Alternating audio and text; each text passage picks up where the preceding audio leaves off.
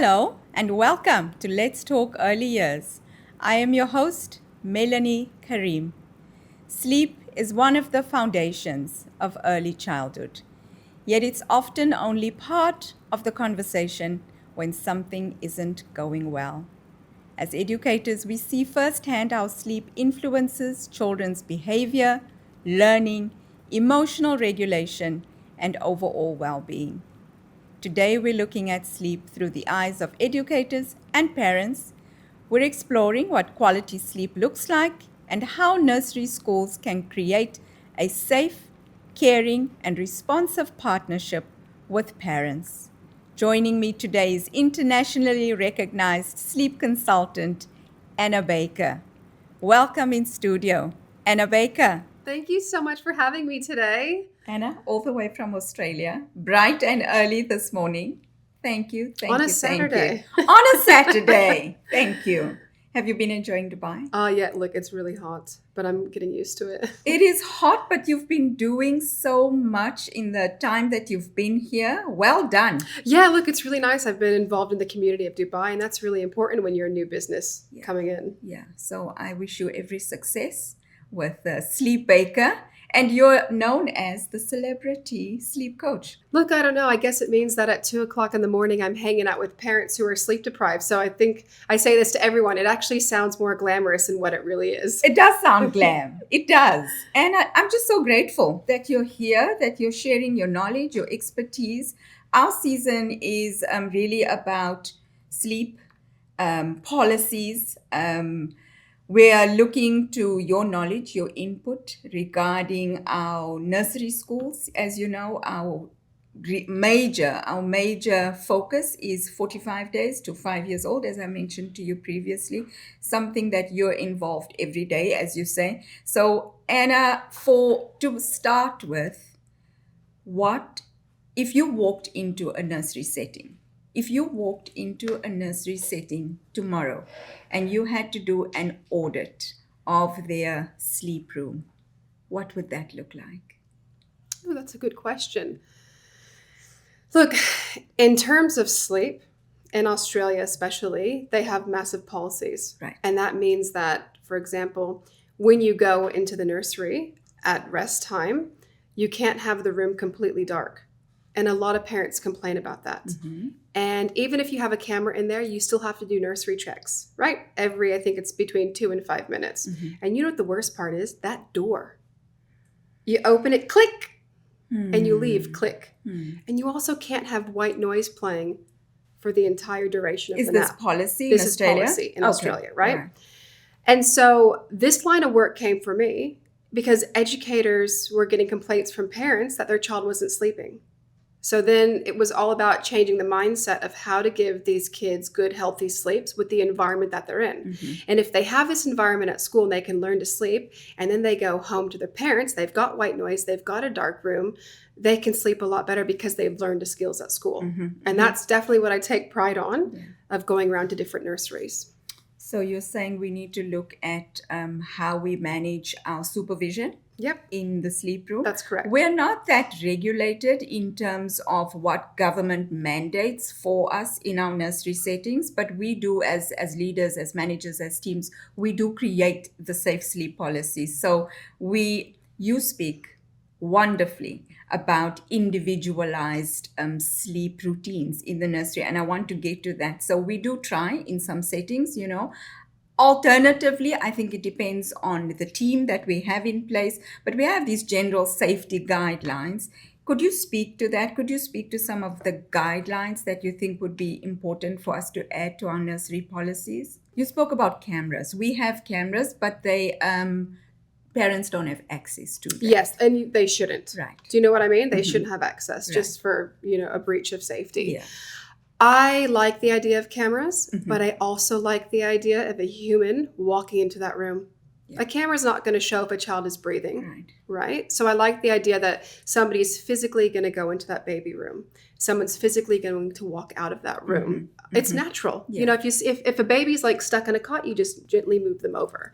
I do wish that they could have white noise. And when I say like the doors click, like if you picture one big room and inside that room is another little room, that's where the cots are. Because sometimes you have kids that are sleeping and then you have kids that are awake. So it just kind of depends on what their schedule's like.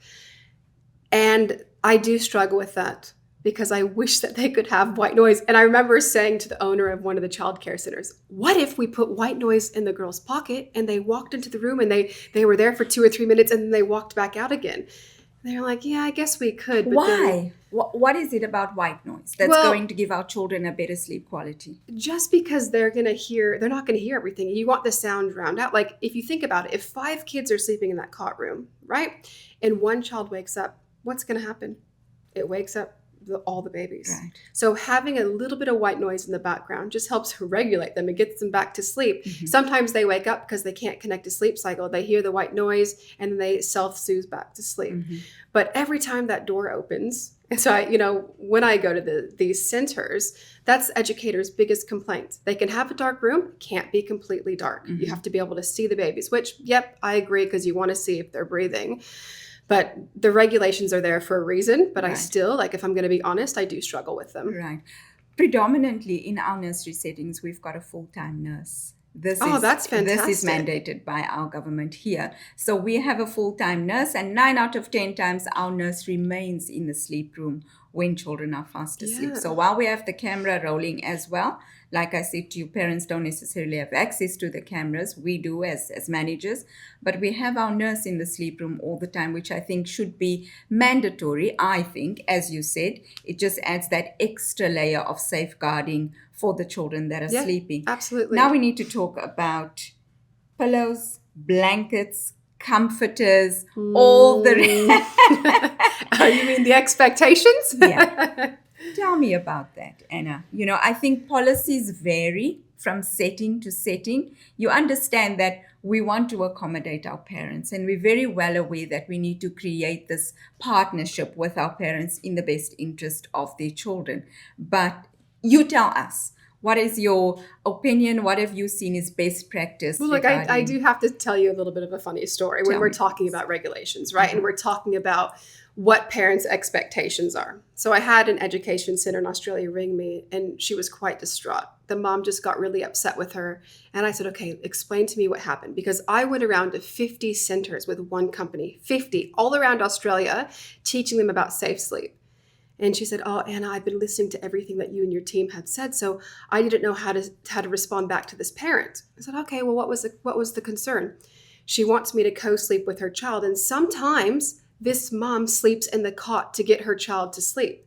I said, oh, please do not get into that cot. But these are things that parents are requesting. Right. You can't do that. No, we cannot. And I don't know if it's purely from a safeguarding perspective, but also from a realistic perspective, that's another. Yep. Yeah. So this poor girl at the center was getting just, not really happy comments from the parents of why the child wasn't sleeping. Right. So you're saying unrealistic expectations from somebody working in a school to put their child to sleep. But I'm also hearing you say that in as much as we want to create this wonderful partnership with parents, that we need to have a strong policy in place that we can speak to and say to parents, the interest of your child is at the center of what we are doing, and hence these are the things we can do and these are the things we cannot do, and this is the reason why. Exactly. Right? Yep. So blankets, pillows, what do you recommend? Bye. I'm a huge believer that less is best. Okay. Have a cot sheet on. We went through this stage in Australia where, those porta cots? Yes. So they are flat and they are hard for a reason. I had some parents that were having custom made mattresses put inside. Right. And I was going into these houses to help parents, and they're like, my child isn't sleeping because this mattress is so hard. And so then they were putting their own foam in there. And I was like, oof, if that child rolls or gets stuck in the corner, do this is common sense. Right. So I say to parents, a bed sheet, a sleeping bag, white noise, a dark room. And that's Keep it simple. That's going to solve. Keep it simple. Really? Yep. And when I say like a sleeping bag, you get the appropriate tog. Mm-hmm. If it's hot hot in the room, you're not going to put a thick one on. So I think that's where common sense plays a role. Right. I guess we understand what common sense is, but we do have preferences. And again, we need to lean into what is the policy of the nursery setting. And you've guided us quite rightly here. Pillows are a no-no. Yep. Why? Oh, just unsafe. Right. Just, that's pure and simple. Yeah. Unsafe. Yeah. And the blankets for the very same Unsafe. reason. Yep. Yeah, for the very, very You same know, when reason. a child goes to a floor bed, or because 90% of the daycares are what, floor beds? Yeah. Yeah. They can have their blanket, they can have their pillow, they can have their bed toy. And they're also in a room with supervisors all over the place looking at them. Mm-hmm. So that's also safe sleeping. Mm-hmm. Mm-hmm. And I want to go back to something that you advocate for phenomenally, and this is this partnership between the parents and the nursery setting. So they might have their own sleep routine at home, and we have our own sleep routine in the nursery setting. How can we make this work so that it works for both the parents and the child? So how I've managed this is actually telling the parents that a lot of educators don't specialize in sleep. Right? So I am so thrilled about the education centers in Australia that have partnered with me, because they've basically paid for their educators to learn about safe sleep. Yeah. Like I said, I went around to 50 centers managed by one company, and they're like, Anna, we want you to give our educators all of your knowledge. Mm-hmm. And you know what? When I left there, I got so many emails thanking me, because at the end of the day, when the kids were sleeping, it made their life so much easier. Mm-hmm. Absolutely. So much easier. Yeah. And then parents were happy, but also the kids were happy. Mm-hmm. You know, I hear from a lot of parents, you know what, I get on the report that my child was so good at school today, and then I'm driving home and they're absolute naughty and had a tantrum. Well, I'm hearing you say that sleep impacts behavior. Absolutely. And you know, when I hear from parents that get really mad at the educators saying like, oh, Tommy had a 90-minute nap today. Well, Tommy's still going to go to bed early. Mm-hmm. Naps are great. Mm-hmm. Even if your child lays down and doesn't sleep, it's still resting. Mm-hmm. So I think you have to look at what time of day you put Tommy to sleep and what time of day you wake him up. But a lot of the times, kids are going to be great at school, and then they get in the car and they're overtired because they haven't had a nap. And of course, they're going to have tantrum. Like that witching hour, dinner, bath, bed, that's hard work. I'm not going to lie. I've had 2 kids. And as much as mine were really good sleepers, every kid goes through that stage. Yeah. It's hard. It's hard. It is. And I think it's something and I'm out of it. Bless you. I think that, Anna, this is something we need to, again, communicate with our parents. That it's very normal for children to have these bouts of unrest, for want of a better word, and that their sleep routine is actually a routine that we build over the years, and what is actually age appropriate for their children. Am I correct? Yeah. And do you know what I love most of all? Like, I am so passionate about schools and education centers, and I love the fact that I've got parents that can call me and voice me their concerns, and I've got educators, and then we can come together as a community and find a solution. And I think that's been the biggest impact for my career, is nobody's actually pointing fingers, right? We're not there to say this person did that, or that person that, or this baby isn't sleeping. It's actually finding a solution. Yeah. And as a high functioning ADHDer, I want outcome. That's me. And that's okay. Yeah. I think we all do. Yeah. And so when I could find a solution for both the parents and then teaching the educators, you just align, and that's when values come together, and then parents are more relaxed. You know, these kids are spending 90% of the time with these educators. I hope that you like and respect them, because that's who's also helping raise generation of kids today. Yeah, I agree with you. Thank you. That is so profound. That is so profound. Anna, thank you. I think that partnership is tantamount.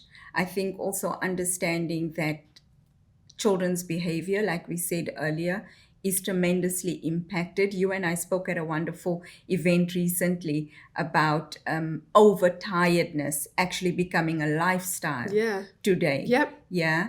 And so between the behavior and the child and sleep routine, what are we seeing are the impacts of not having that deep sleep? So I find that people love putting labels on children.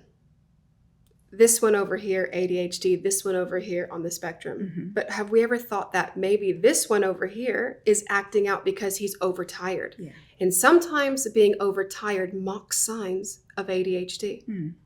Wow. And like kids have FOMO. Of course, they're not going to want to go to sleep. Of course, they're going to say they're not tired. But as an educator's job, it's to encourage them how to go to sleep, to go to sleep.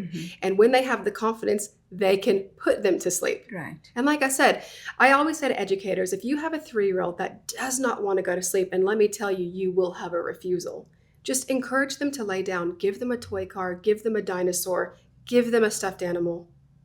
Have them laying down. I'm fine with resting. Resting. Yep, love the word resting. Resting. Now This I'm a is napper. The magic. I am a napper. You tell me to go to sleep, I will. I think we need it. I think you and I are kind of high functioning That's right. adults, Yep. right? We run and sometimes on empty. And I think we also, for lack of wisdom in the past, have ascribed to this running on empty culture, this overtiredness culture. And I do believe that adults who are going to model good sleep routines in the home, in the nursery setting. I think when we value good sleep and good rest, we perpetuate that onto Absolutely. the people in our environment. I mean, right? I have 2 kids. We are a napping family. Yeah. We go. It's the norm for us. Yeah. So if I ever said to, my son's 15-year-old, we were having a nap, they'd be like, what? You were napping? And my son would be like, oh yeah, we could sleep for 3 hours because we are always on the go. My kids are both very sporty.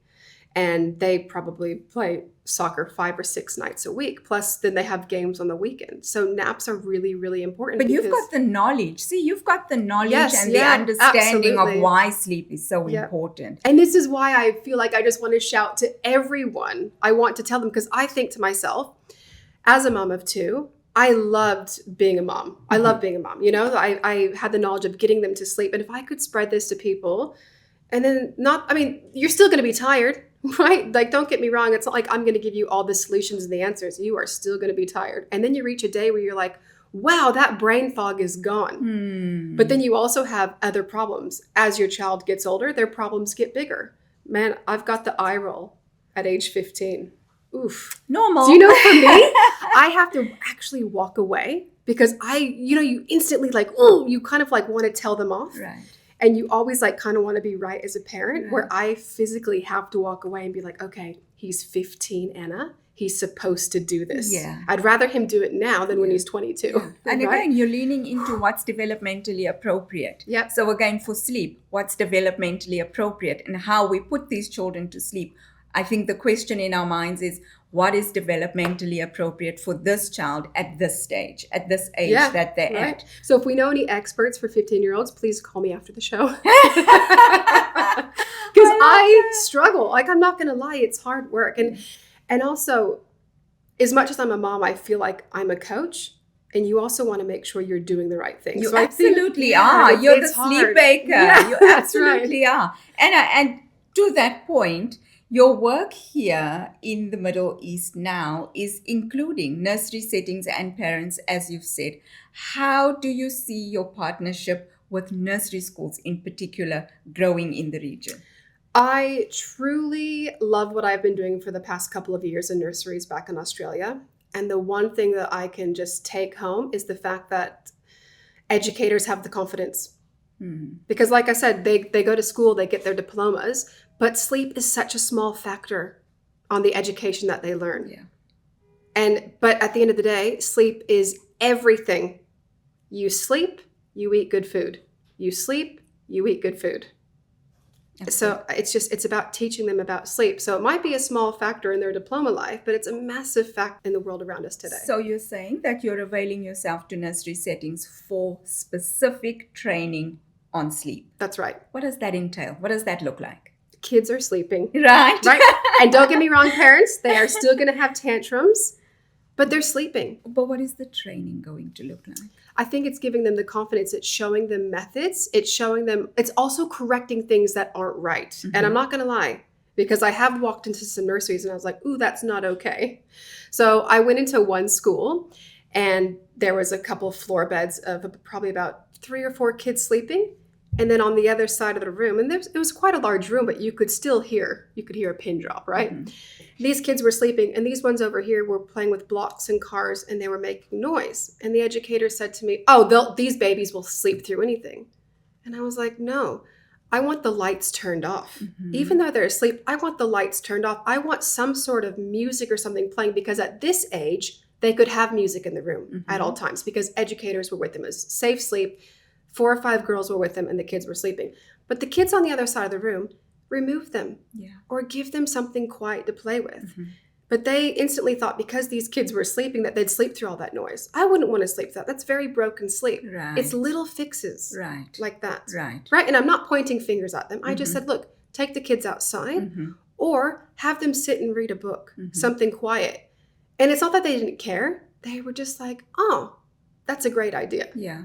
I've learned 2 things from you today. That is that we would love a completely dark room, and that we would like it to be absolutely free from external noises as far as we can possibly manage in a nursery setting. Yeah. So I don't want it completely quiet, right? You want to teach You want that kids, white noise, like you want kids to be able to sleep through noise. But if you're banging on a drum, you're knocking blocks over, that's still very broken sleep. They might look like they're asleep, but it's also not fair. Right. So that's kind of where, and I don't want to say common sense comes in, but I do these little sneak drop-ins. Right. And I was so pleased that they ended up getting more than 4 kids sleeping, mm-hmm. but they also took the kids outside on nice days, the ones that weren't sleeping, mm-hmm. or they had quiet activities. So those simple changes are what I advocate for.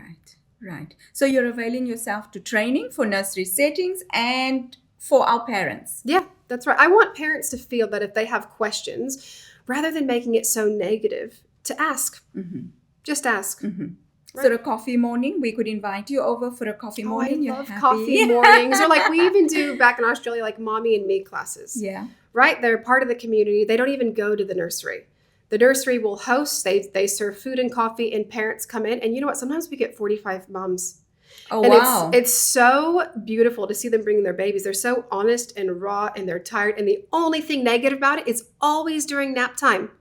All these classes start at 10 a.m. I'm like, shouldn't your baby be asleep? But they're like, oh, this is why I'm here. Right. So for me, it's outcome. Right. I love that. I love that you've extended, like you've said earlier, you've extended yourself to building capacity amongst the nursery school, but at the same time educating our parents. And this is something that you, again, I say it, you advocate for it. It's all over your website. It's all over your social media, that the partnership between home and the nursery setting is tantamount to the child's well-being and ultimately the child's sleep. Yep. Yeah. If you could leave us as educators, as nursery practitioners, as managers with I'm already nervous of what you're going to say. Oh, geez. One golden nugget, Anna, for our sleep routines in the nursery, for getting better sleep for the children, what would it be? I think it would be to encourage your child to go to sleep or have a rest. Mm-hmm. So if you have a child who's 4 that never wants to have a sleep, but he's always go, go, go, those are the kids I target to have a rest. Mm-hmm. Those are the ones that never stop. Those are the ones that have the biggest tantrums because they don't know how to regulate, because they are overtired. Mm-hmm. And I hear a lot from parents that if my child has a nap during the day, they're going to go to bed at 10 o'clock at night. That's not true. We hear that every day. All the time. Right? It's like a broken record. Right. So if I could give any, advice to parents or educators or carers, have a rest. Find the appropriate time. Don't put a child to bed at 3 o'clock in the afternoon and let them sleep till 5. No way. Maybe Timing. Start at 11:30, and if they want to go up for 2 hours, perfect. Right. If you've got an older kid who does not sleep, even 30 minutes will help their nervous system calm down. Right. Just have a rest. Right. Don't encourage them to sleep. Hand them a little toy. Have them laying down, flat on back. I had one of my girlfriends say when her kids were young, she used to do FOB time, flat on back. They could have a book, a toy, they could lay there. Right. 30 so minutes. This is another nugget you're sharing. Flat on back. I should actually give my friend credit for that. But it doesn't, look, I'm not saying like that's for healthy sleep. She just calls it FOB time. Okay, FOB time, 30 minutes. Time for rest. Yeah. Yes, I love that. I love that.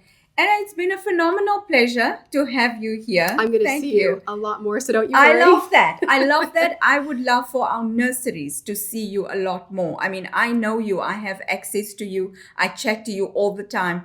For the wider community, for our listeners, where do we find you? Very easy. Sleepbaker.ae. Uh-huh. And if you want to follow my story, Anna.sleepbaker. And you're on Instagram. That's right. That's my handle. Sorry. Okay, fantastic. Anna.sleepbaker on right. Instagram. I'm really good at my job, not so much at technology.